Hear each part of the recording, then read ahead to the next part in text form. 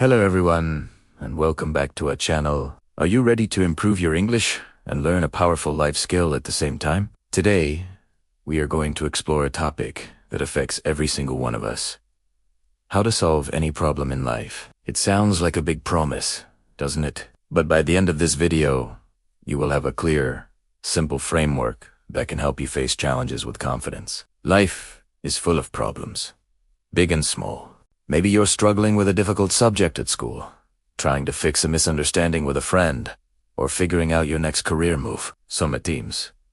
These problems can feel overwhelming, like a huge mountain you can't climb. But what if I told you that every problem, no matter how big, has a solution? The key isn't to avoid problems, but to learn how to solve them effectively. So, grab a notebook, get comfortable, and let's begin this journey together. The very first step in solving any problem is to understand it completely. This might sound obvious, but we often rush to find a solution before we even know what the real issue is. Let's call this step define the problem. Imagine your problem is a locked door. Before you start trying different keys, you need to look at the lock. What kind of lock is it? Is it old or new? Is it even locked at all? To define your problem, ask yourself some simple questions. What is actually happening? Who is involved? When and where does this problem occur? Why is it a problem for me? B.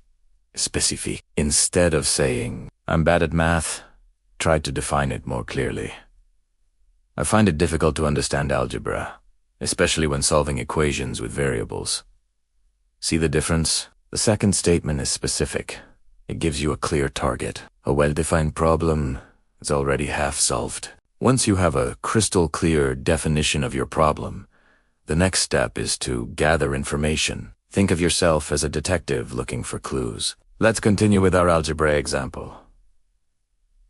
What information do you need? You could look at your textbook to review the chapter on algebra. You could watch online tutorials that explain the concepts in a different way. You could ask your teacher for extra help or study with a classmate who understands the topic well. This step is all about exploration. Don't limit yourself. Look for resources, talk to people, and do your research. The more information you gather, the more angles you can see the problem from. This process opens your mind to possibilities you might not have considered before. It's like turning on the lights in a dark room. Suddenly, you can see things more clearly, and the path forward starts to emerge. Knowledge is power, and in problem solving, it's your most valuable tool. Now we move on to the creative part, brainstorming solutions. This is step 3. At these days, there are no bad ideas. The goal is to generate as many potential solutions as you can, without judgment. Let your imagination run wild. Think outside the box. For our algebra problem, what are some possible solutions? You could create a study schedule and dedicate 30 minutes every day to algebra. You could hire a tutor. You could find a fun math app that turns learning into a game. You could form a study group. You could even try explaining the concepts to someone else, because teaching is a great way to learn. Write down every single idea that comes to your mind, no matter how silly or small it seems. The more options you have, the better your chances of finding the perfect one. This is about quantity over quality at first. We will filter them later. After your brainstorming session, you'll have a long list of potential solutions. It's time for step 4. Evaluate your options and choose the best one. Now, you need to be critical. Look at your list and analyze each option. Ask yourself, which solution is the most realistic?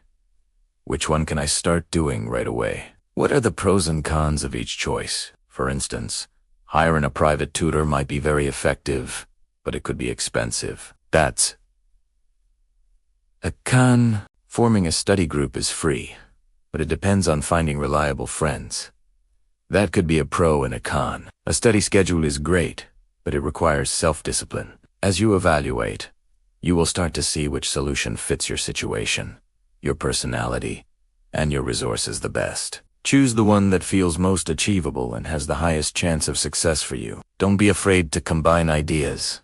2. You've chosen your solution. Congratulations, but the journey isn't over yet. The most crucial step is next. Take action and implement your solution. This is step 5. A plan is useless if you don't act on it. This is where many people get stuck. They know what to do, but they hesitate. They wait for the perfect moment, but the perfect moment is now. If you decided to create a study schedule, then take out your calendar and block out the time. If you chose to find a tutor, start searching online or asking for recommendations today. The first step is often the hardest, but once you start, you build momentum. Every small action you take moves you closer to solving your problem. Remember, progress is more important than perfection. Just start. Break down the action into tiny, manageable steps if you need to. That makes it much less intimidating. Finally, we arrive at the last step. Step 6. Review and adjust. After you've implemented your solution for a while, it's important to pause and check your progress. Is it working? Are you getting the results you wanted? Let's go back to our algebra example. After 2 weeks of following your new study schedule, do you feel more confident? Are your grades improving? If the answer is yes, great. Keep going. If the answer is no, don't be discouraged. This is not a failure. It's valuable feedback. Problem solving is often a cycle. Maybe this study schedule wasn't enough.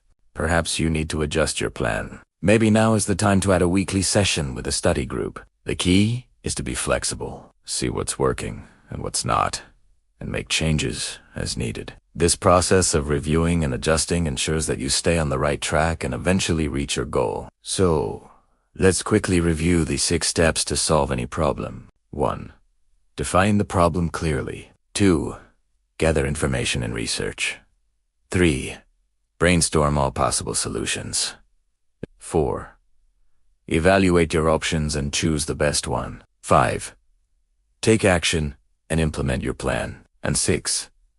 Review your progress and adjust as necessary. This 6-step method is a powerful tool you can apply to anything in life, from academic challenges and personal goals to relationship issues and career decisions. It gives you structure and turns a big, scary problem into a series of small, manageable steps. It empowers you to take control instead of feeling helpless. Remember that you are a capable and resourceful person. You have the ability to face challenges and find solutions. I hope you found this guide helpful, both for your English practice and for your life. Practice using these new vocabulary words and try applying this 6-step framework to a small problem you're facing right now. You'll be amazed at how effective it can be. Thank you so much for watching and learning with us today. If you enjoyed this video and want more content like this to help you improve your English skills, please give it a thumbs up.